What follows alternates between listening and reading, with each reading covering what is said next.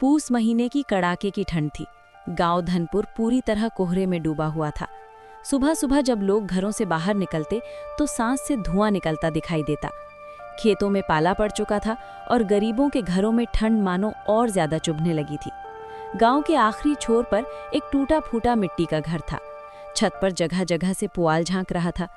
इसी घर में रहते थे रामदीन, उनकी पत्नी सीता, बेटा मोहन, बहू गुड़िया और 2 छोटे बच्चे, छोटू और लाली।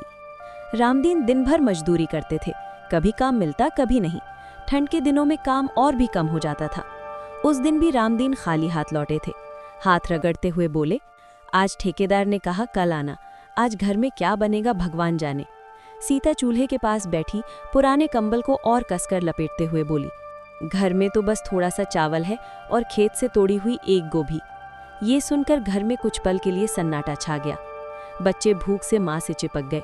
ठंड और भूख दोनों मिलकर उनकी आंखों से आंसू निकाल रहे थे। गुड़िया चुपचाप सब देख रही थी। वो मायके में रहते हुए कभी भूखी नहीं सोई थी, लेकिन यहाँ उसने सीख लिया था कि हालात से लड़ना ही असली हिम्मत है। उसने धीरे से कहा, माँ आज कुछ अलग बनाते हैं। सीता ने हैरानी से देखा, इन चीजों में क्या अलग बनेगा बहू? गुड़िया मुस्कुरा दी। उसने गोभी के पत्ते अलग किए, डंठल काटे, चावल धोए और चूल्हे पर पुरानी हांडी रख दी। लकड़ी कम थी इसलिए उसने भूसे और सूखे उपलों से आग जलाई। जब हांडी में सरसों का तेल डाला गया तो हल्की सी खुशबू फैल गई। गुड़िया ने उसमें थोड़ी हल्दी, नमक और सूखी लाल मिर्च डाली, फिर गोभी डालकर अच्छे से भून दिया। फिर धीरे धीरे हांडी से भाप उठने लगी। पूरा घर उस खुशबू से भर गया। बच्चे उत्सुक होकर बोले, भाभी आज क्या बन रहा है? गुड़िया ने हंसकर कहा, आज हम सब गोभी बिरयानी खाएंगे। बच्चों को हंसी आ गई। ठंड से नीले पड़े हाथ सेंकते हुए वो चूल्हे के पास बैठ गए। थोड़ी देर बाद जब ढक्कन खुला तो सफ़ेद चावल और पीली गोभी एक दूसरे में घुलकर सच में बिरयानी जैसी लग रही थी। सीता ने कौर चखा और आंखें नम हो गईं। इतनी सादी चीज़ों में इतना स्वाद, बहू तू तो कमाल कर गई। उसी समय रामदीन भी लौट आए। घर में फैली खुशबू ने उनका मन हल्का कर दिया। थाली में जब गर्म गर्म गोभी बिरयानी आई तो उन्होंने कहा, आज तो ठंड भी हार गई। सब एक साथ जमीन पर बैठकर खाने लगे। बाहर ठंडी हवा चल रही थी, लेकिन घर के अंदर अपनापन और सुकून था। बच्चों के चेहरे पर लंबे समय बाद संतोष की मुस्कान थी। रामदीन ने भावुक होकर कहा, गरीबी में अगर कोई सबसे बड़ा धन है तो वो समझदारी और साथ है। गुड़िया चुपचाप सुनती रही। उसकी आंखों में चमक थी। उसे आज एहसास हुआ कि उसने सिर्फ खाना नहीं बनाया, बल्कि अपने परिवार को उम्मीद भी परोसी है। उस दिन गोभी सिर्फ सब्जी नहीं थी, वो सम्मान, संघर्ष और प्यार की बिरयानी बन चुकी थी। कहानी की सीख, घर की गर्मी पैसे से नहीं, दिलों की एकता से आती है। बहुत समय पहले की बात है। उत्तर भारत के एक छोटे से कस्बे धनपुर में तरह तरह के लोग रहते थे। दिन में ये कस्बा शांत और सीधा साधा लगता, लेकिन रात होते ही कुछ लोग अपने काले कामों में लग जाते थे। इन्हीं में से एक था रघु, एक शातिर चोर, और दूसरा था मंगलू, एक चालाक ठग। रघु बचपन से ही गरीबी में पला बढ़ा था। मेहनत से काम करने के बजाय उसने चोरी को अपना पेशा बना लिया।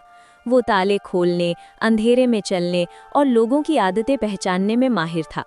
लोग कहते थे, रघु की चोरी का पता तब चलता है जब सामान गायब हो चुका होता है। दूसरी ओर मंगलू बाहर से बहुत शरीफ लगता था।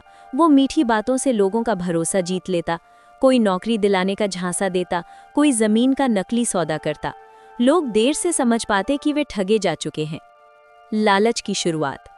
एक दिन रघु ने चाय की दुकान पर सुना कि मंगलू ने हाल ही में बहुत सारा पैसा इकट्ठा किया है। ये सुनते ही रघु की आंखों में चमक आ गई। उसने सोचा, जो खुद ठग है उसे ठगना कोई पाप नहीं। साधु का वेश। रघु ने लंबी दाढ़ी लगाई, गेरुआ कपड़े पहने और हाथ में माला लेकर साधु का रूप बना लिया। वो मंगलू के घर पहुंचा। धीमी आवाज में बोला, वत्स, तुम्हारे घर पर भारी संकट मंडरा रहा है। मंगलू डरने का नाटक करते हुए बोला, महाराज कृपा करके कोई उपाय बताइए। रघु बोला, अपने सारे धन को एक थैली में रख दो, मैं मंत्र पढ़कर संकट टाल दूंगा। ठग की चाल। मंगलू मन ही मन हंसा। उसने असली पैसे संदूक में छिपा दिए और थैली में नकली सिक्के भर दिए। उसने सोचा, आज तो साधु बाबा को सबक सिखाऊंगा। जंगल का सच। रात होते ही रघु थैली लेकर जंगल की ओर भागा।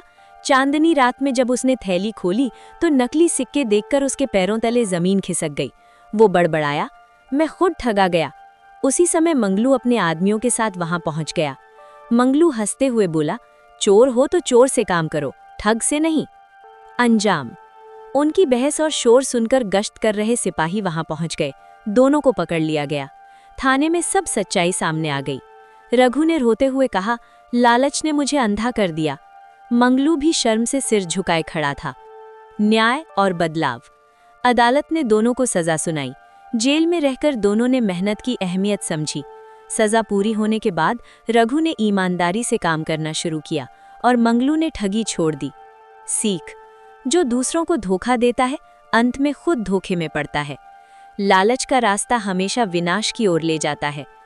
अगर आप चाहें तो मैं इसे और भी लंबा, बच्चों की भाषा में या नाटक या संवाद रूप में भी बना सकता हूँ।